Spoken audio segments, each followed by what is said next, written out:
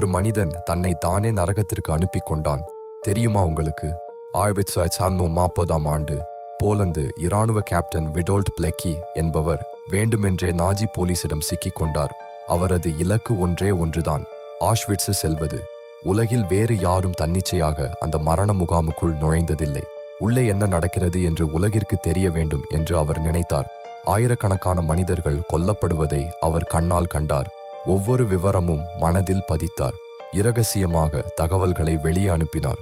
2 ஆண்டுகளுக்கும் மேலாக அந்த இருளில் உயிர் வாழ்ந்தார். 1943 அவர் தப்பித்தார். அந்த கொடுமைகளை முழுமையாக எழுதி நேச நாடுகளிடம் கொடுத்தார். அவர்கள் கேட்கவே இல்லை. யுத்தம் முடிந்தது. ஆனால் பிளெக்கியின் கதை முடியவில்லை. போலந்தின் புதிய கம்யூனிஸ்ட் அரசு அவரை உளவாளி என்று குற்றம் சாட்டியது. 1948 அவரை சுட்டுக் கொன்றனர். நாஜிகளை எதிர்த்து உயிரோடு திரும்பிய மனிதனை அவனின் சொந்த நாடே கொன்றது.